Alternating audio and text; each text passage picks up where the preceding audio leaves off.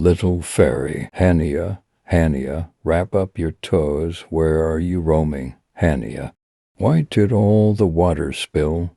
Hania, why did you put your hand in the curry now? Then I will get angry. Hania, Hania, and just Hania Natsia in the whole house was covering up the mischief of her 3-year-old daughter, and her spread. Hania was a very sweet and good child, but Natsia did a lot of mischief all day, careful to follow him so that no one harms himself. Natsia was cleaning the house and sitting with a cup of tea in her hand when she heard something falling in the yard. Natsia ran to the yard. Madame Hania was holding a wiper and was also taking out water from a bucket and spreading it in the yard.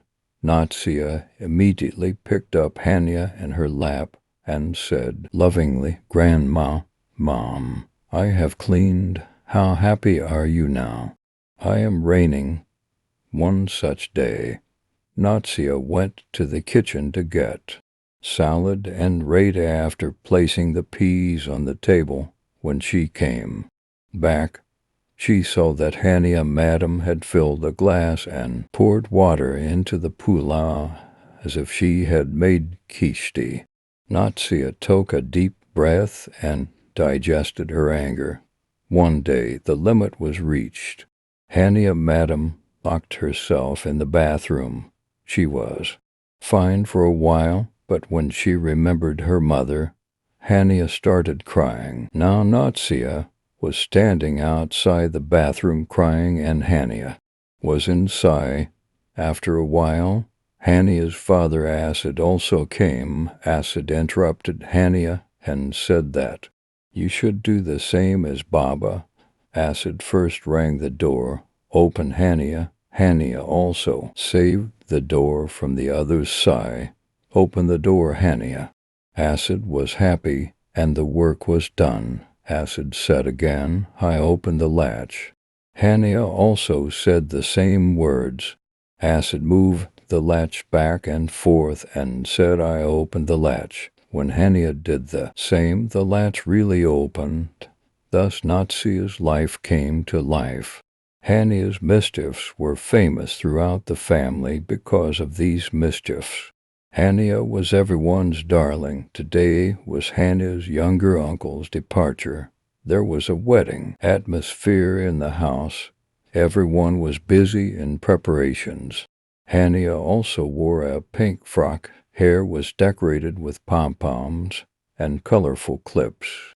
Natsia had also prepared well. Now she entrusted Hania to the guests and went to do some makeup herself.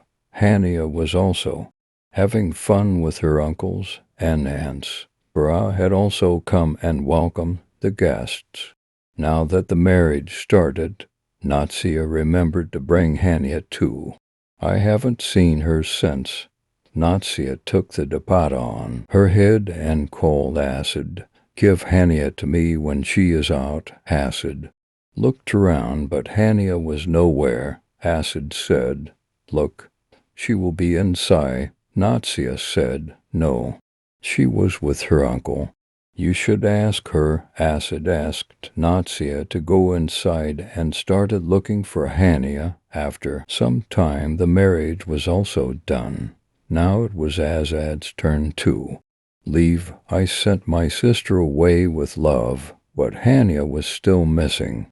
When all the guests had gone, Natsia looked at Acid. Where is Hania? Now Asad's control was broken. It was 12 o'clock in the night. The little fairy did not know anything about Hania. She saw the whole house and the neighborhood. I also asked, but I didn't get anything. Natsia was crying. She was blaming herself. Somewhere, this is not the work of the kidnappers. No one caught them. Hania must have been crying if she did not faint in the same pain and agony. It was 2 o'clock in the night. Acid picked up the key of the bike and said, I am going to the police station to file an for Now it was dark all around. Just then, a small voice came from under the table. "Mama, Mama." Hania sat on her mother's lap, closing her eyes. At that time, Hania often woke up from hunger, I would say. "Mama Nana." This voice made the faces of the family light up. Everyone started laughing loudly. There was someone who sleeps under the table, too. Natsia prostrated in gratitude, and she started thinking about what will be the doomsday on those mothers whose children are really lost or kidnapped. Protect the children. Amen. If you enjoyed this video, don't forget to like, subscribe, and share.